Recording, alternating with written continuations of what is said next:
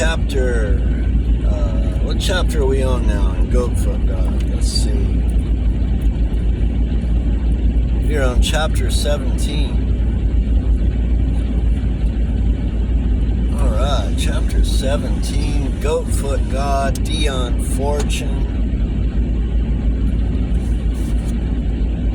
Thank you if you're joining me again. Shows you appreciate the narration. Let us begin. Chapter 17. Mr. Pinker. Under the stimulus of Hugh's constant presence, bestirred himself in a way he might not have done if left to his own devices, and the smaller house was fast approaching habitability. Hugh dropped Mrs. McIntosh a line requesting her presence, and that lady duly turned up in the local taxi, dressed in impeccable housekeeper's black, as was her invariable custom. She had entirely recovered her poise, and expressed neither approval nor disapproval when Hugh introduced her to the farm, but merely acquiesced. She measured and took notes as bidden, and finally, equally professionally, took her seat in Hugh's unhandy racing car and permitted him to run her down to the station. He lacked the courage to invite her to lunch to the Green Man in the face of her unyielding professionalism.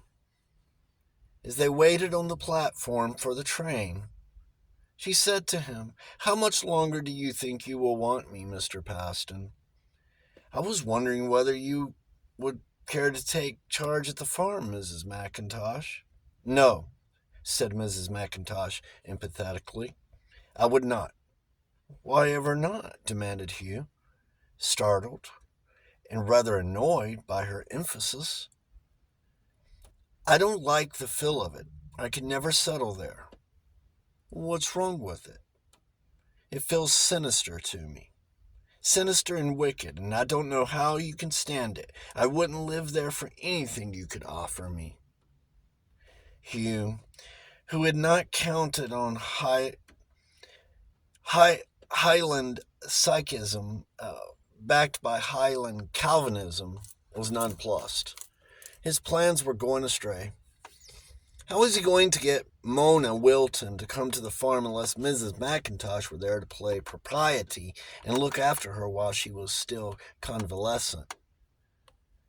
"I think I ought to tell you, Mr. Paston, that Lady Paston came to the bookshop to inquire after you, and Mr. Jelks was very short with her. She is very anxious about you, and I do not think that Mr. Jelks' attitude allayed her anxiety." Hugh groaned. "Does she know about the farm?"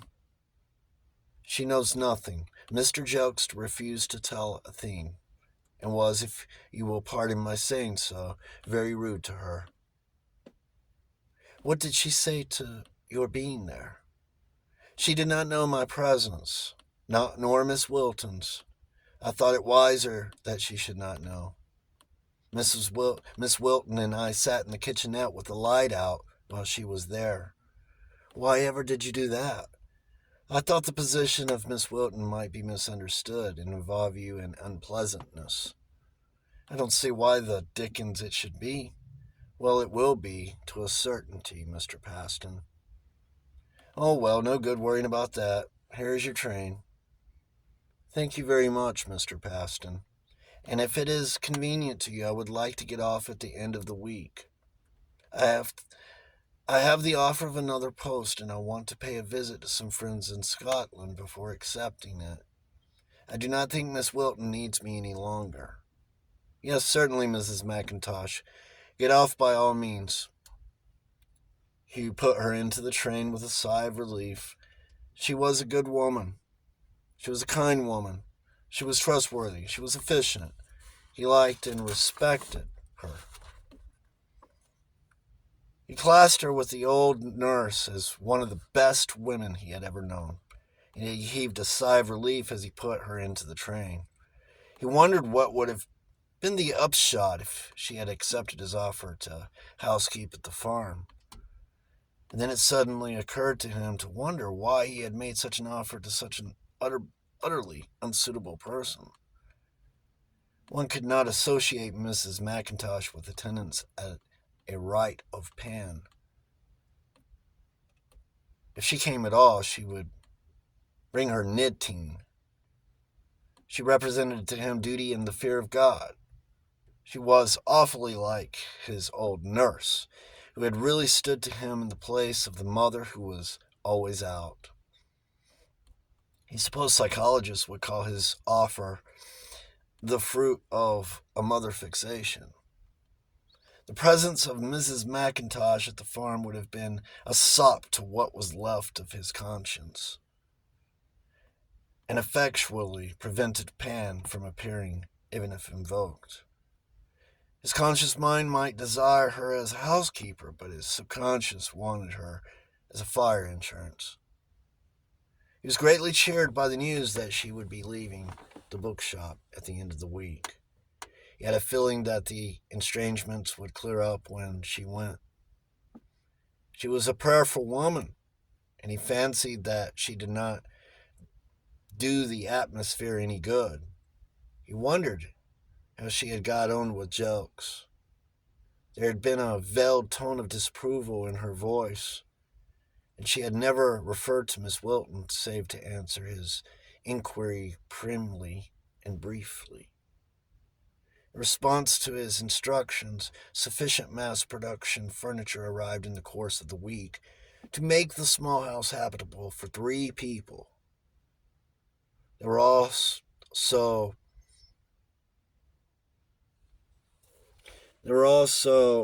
crotons covered with rosebuds.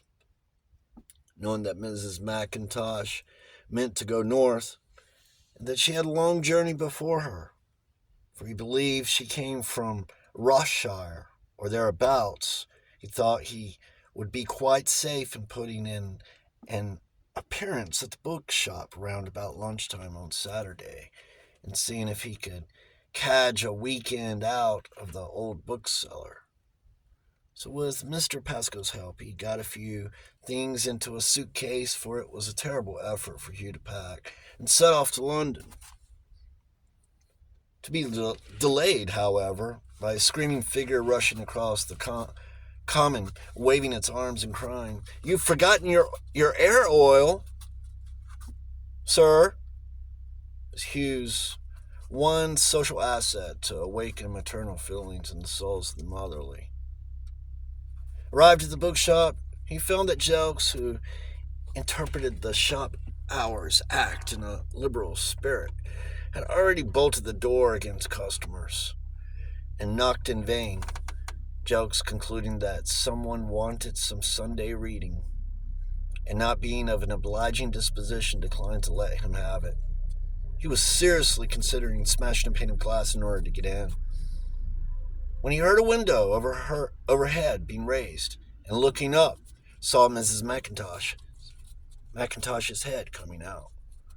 She smiled her non-committal smile, as if trying to make it appear orthodox for a person in Hugh's position to be applying his toe to the door while his housekeeper surveyed him from a point of vantage. She withdrew her head, and in a moment he heard her on the stair. But it was not Jelks's chicken ladder she was descending, but the stair of the maisonette, which led down outside the shop, and Hugh turned in surprised to find the door behind him opening instead of the one at which he stood. "But I have a word with you, Mr. Paston," said Mrs. McIntosh. Hugh acquiesced, wondering what in the world the word might be. Mrs. McIntosh led the way up the maisonette stairs by which she had just descended, and then was nonplussed. She could not take him into her bedroom to talk to him, for that would not have been proper, though What harm either Mrs. McIntosh's reputation or her person were likely to suffer at the hands was unimaginable. So they stood up solemnly on the dusty landing while she prepared to say her say. Mrs. McIntosh bolt upright, and Hugh draped over the nearest piece of furniture, as was his invariable custom. I wish to apologize to you, Mr. Paston, she said. Good Lord, there's nothing I know for you to apologize for. I wish to apologize for the way I spoke of your new house. And I hope very much that I have not put you in an inconvenience if you were counting on me to look after it for you, but I couldn't. I really couldn't go there, Mr. Paston. You know, we have second sight in our family, and I am certain I should see things. Did you see anything there? Mrs. McIntosh flinched. She would not tell a lie, and she did not want to tell the truth. Such people are at a great disadvantage. I did not exactly see anything in the house, she said hesitantly. Did you see anything outside? No, nor there either. Well then, what did you see? He was too eager in his quest to heed her discomfort.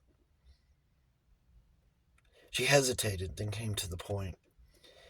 It was your face I saw, Mr. Paston. My face? What do you mean? Your face changed completely. As you went into the old part of the house. She looked at him sharply. Did you note that? The tables were turned on Hugh, and he too had either to lie or give information he had no mind to. For as he had crossed the threshold, he had thought of Ambrosius, and for a brief second the curious sensation had come to him that he sometimes got when he thought of the renegade monk. I think it must have been this that Miss Wilton spoke of when she was light-headed one night, continued Mrs. McIntosh. I could not think at the time why it had frightened her so badly, but I understood as soon as I saw it. It is very alarming, Mr. Paston. I don't think you quite realize how you look when you do that. But look here, Mrs. McIntosh, you've been with us over 2 years, and I've never done anything desperate that I know of. Why are you suddenly getting scared of me now? I'm not scared of you, Mr. Paston. Mrs. McIntosh bridled indignantly at this aspersion. But when you change before my very eyes into somebody else, I think you will admit that is enough to alarm anybody. Did I change into someone very alarming? Not exactly. Well, Mr. Paston, I'll tell you how it impressed me. I went to a circle once, very much against my better judgment, and the medium went just like that. Oh, so you think I'm a mediumistic, do you? Well, really, I don't know what to say. It was gone in a minute. I hardly had the time to look at it, but it was very marked while it lasted. You were certainly somebody else for a moment. You think that was what scared Miss Wilton? Yes, I'm certain it was. You seemed to get into her dreams when her temperature was up and she called out in her sleep, not once but several times. Don't turn into Ambrosius again. She was badly frightened, Mr. Paston. And I don't mind telling you, so was I when I saw you do it. He was thankful he was draped over the furniture, for he was certain he would have staggered if he had been standing without support. But before he could reply, even had he been able to, a battery of knocks sounded on the sharp door.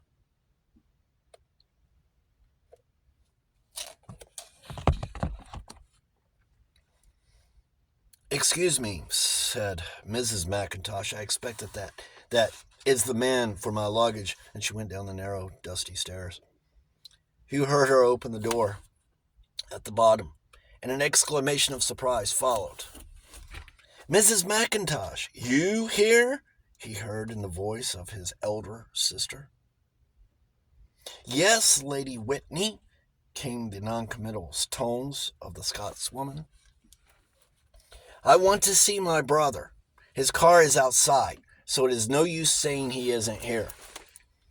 Hugh thought that the best thing to do was to bow to the inevitable. How he did not want Alice to have a stand-up now with old jokes. Knowing them both, he thought they would come to blows. He came down the stairs. Hello, Alice, he said. So there you are, Hugh. We have been looking for you everywhere. Wherever is the meaning of all this nonsense? Well, I thought I would like to get away from everything and be quiet for a bit. You might have let us know where you were. It has been most inconvenient. Everybody asking, and no letters answered, and there have been such a lot. Where were you all this time?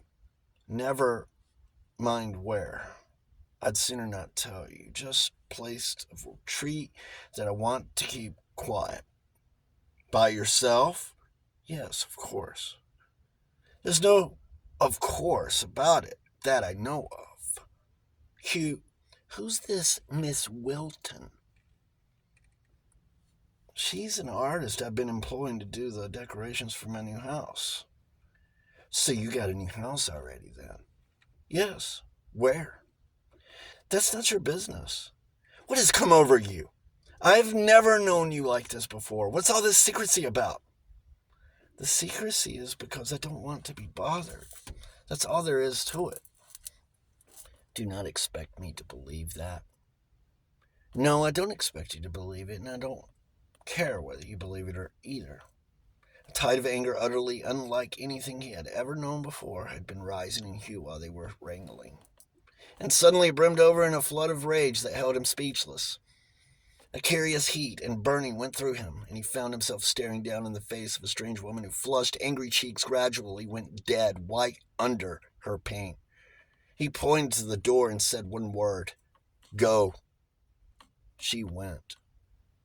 He walked up the stairs again. There did not seem to be anything else to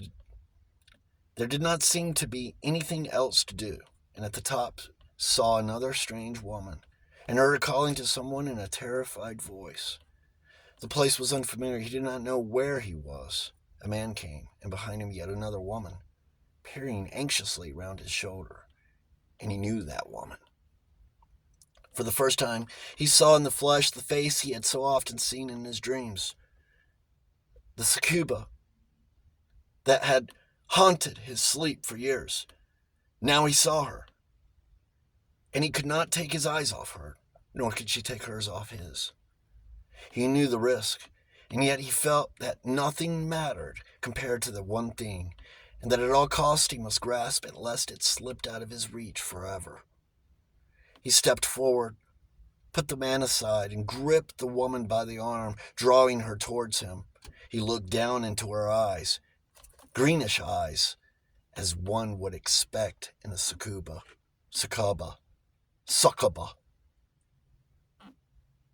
But he realized instantly that this was no evil demon sent to lead men's souls astray. The eyes were steady and sincere and looked straight back into his. The eyes of a woman, not a fiend. And he realized with a dreadful hopelessness his isolation, the bondage of his vows, his powerlessness to escape from the life to which he had been given before he knew life's meaning. He was cut off from all this. He must let go of this woman, or he would ruin himself. And then something fierce and terrible rose up in him and said that he might ruin himself, but he would not let go of her. A sound behind him made him turn around, and there stood the woman he had already driven off. And with her another, an older woman, who looked like her mother. They spoke to him, but their dialect was incomprehensible save for a word here and there. His wits had returned to him, however, and with them his dignity. He put the succuba behind him, though he still kept tight hold of her, and saluted them gravely as became a churchman. of his standing. He could see that they were nonplussed. The old man then took a hand and talked with them animately in their dialect, of which Hugh understood enough to gather that some learned person was to be summoned forthwith. They departed, plainly very angry and upset, and the old man took him by the shoulders and said, "Hugh, damn you fool! You stop this nonsense or I'll punch your head." A sudden giddiness passed over him. He felt himself sway, and if someone had not caught him, would have fallen. Then he recovered himself and found Jokes and Mrs. McIntosh confronting him with consternation written all over their faces. "Hello," he said, feeling very foolish. "Have I been having one of my anxieties, my seizures? I suppose this is what you have been complaining of," turning to Mrs. McIntosh. "Yes, Mr. Paston, that is exactly it," was the reply. "And if you would let go of Miss Wilton, I think she'd be relieved." Hugh turned round, startled, to find Mona behind him. "What's it all about?" he demanded. "That's what we'd like to know," said Jokes grimly. "And that's what someone else means to know, too, in the next future, if I'm not very much mistaken." He led the way down into the shop, and they all followed. Hugh felt he had never been so glad to see anything in his life as he was to see the warmth and coziness of the little back parlor. It seemed to him as if he had just come out of a long and vivid nightmare of cold and stone walls and loneliness and frustration. "How are you feeling, Hugh?" said the old bookseller, turning to him abruptly. "All right, a bit shaken. What happened?" "Goodness only knows what happened. A change of consciousness of some sort. But they've gone to fetch the doctor, and if you don't watch your step, they'll get you certified. For the love of God, Hugh, keep your hair on when the doctor comes." If it is Dr. Johnson, I shouldn't let him in if I were you, Mr. Jokes. He's a thoroughly unscrupulous man," said Mrs. McIntosh. "Right," said Jokes. "I'll give him a kick in the pants." "I don't know about that," said Hugh. "I could do with a bit of doctoring. I feel as sick as a cat." "He couldn't do anything for you, laddie. I can do as much for you as anyone." "Will you?" said Mona abruptly. "Yes, I'll have to. They'll certify him if I don't." "So that's the game, is it?" said Hugh. "That's a new one.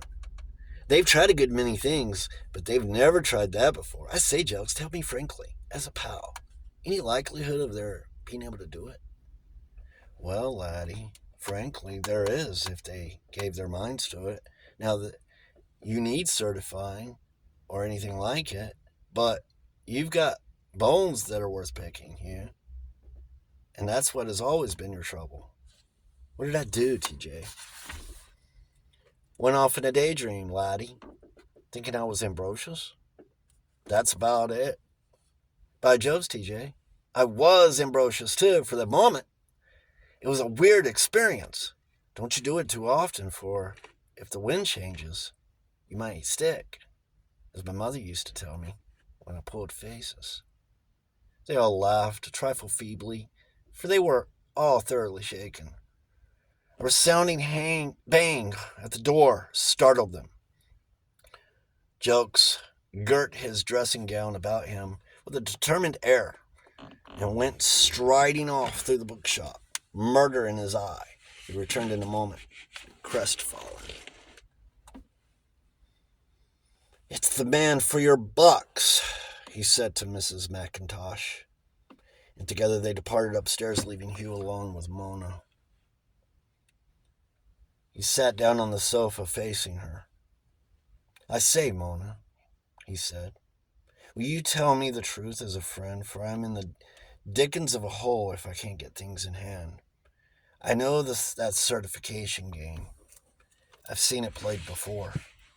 Tell me frankly, was what happened just now the same as what happened in the museum?" "Yes." "That was what scared you in the illness, wasn't it?" "Yes, I'm afraid it was." I say I'm frightfully sorry. I hope I haven't upset you again. I'm frightfully sorry, Mona. No, I'm all right this time because I know what it is, or at least I think I do. Things are all right when you understand them, aren't they? I hope so. I'd be truly thankful to understand this. Tell me, Mona. Tell me all you can. I'd sooner Uncle Jokes told you.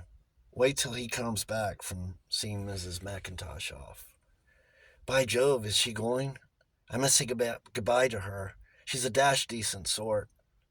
He rose from the sofa, but a sudden sound of altercation in the front shop made Mona catch his head and pull him back. Uncle Jokes was evidently denying admission to someone who was demanding it with authority.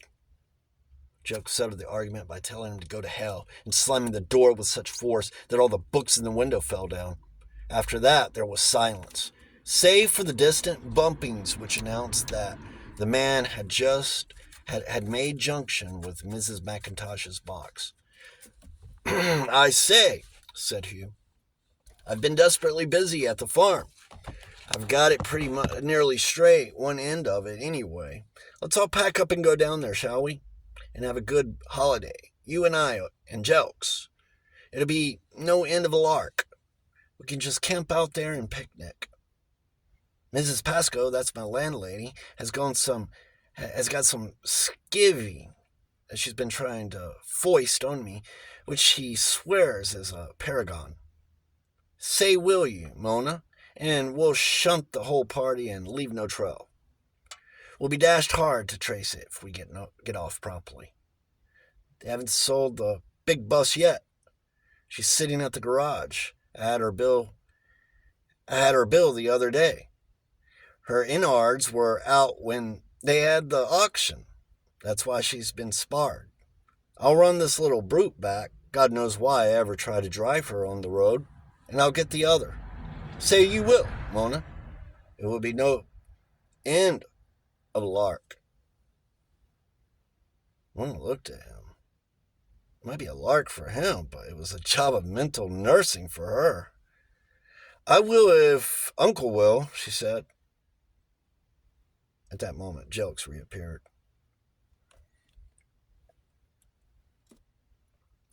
She got off all right, he said. Asked me to say goodbye to you for her.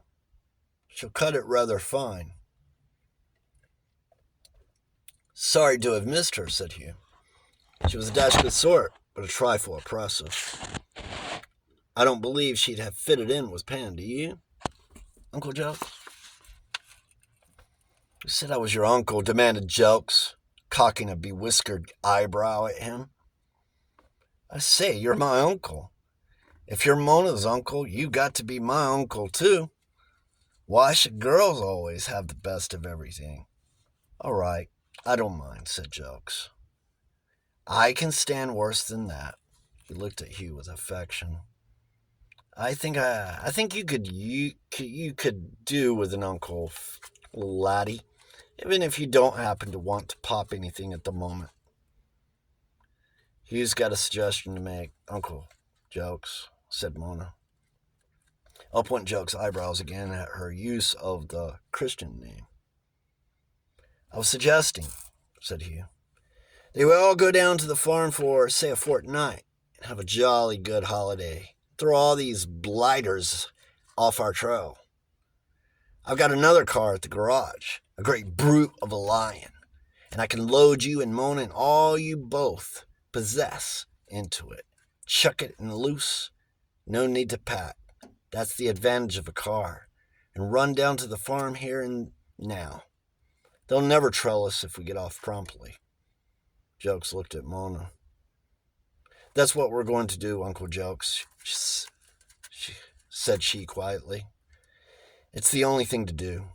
We shall have all sorts of trouble if Hugh stops here. Yes, said Jokes, I know we shall. But Lord, I wish it wasn't the farm. It's got to be the farm, Uncle Jokes. There's nothing to do but grip the nettle. You know that as well as I do. Magnificent, cried Hugh. Leaping to his feet, you two sling a few things together, and I'll go and get the car, and he vanished before they had time to change their minds. Mona Wilton, looking out the window as she packed, thought that someone had built a row of cottages in the street. She came down with her arms full of her belongings to find Hugh eyeing a superb Rolls Royce with distaste. "Here she is," he said. "Isn't she a brute? My lord, I'm thankful I'm not a chauffeur. Fancy having to take this through traffic. She's a procession in herself. However, she's all right on the open road, especially on long runs. I must say I like her then. Not as fast as my little bus, but sweeter." Jokes appeared with a rush basket under his arm. "As it's for a fortnight," he said, "I suppose I'd better bring a clean collar?" "And a toothbrush," said Mona firmly. "Toothbrush?" He hanged. "I'd just take 'em out and rinse 'em under the tap." That ends chapter 17. A very beautiful chapter, I might say, from Dion Fortune. Dion Fortune's novel, Hugh Paston. Thank you for joining me.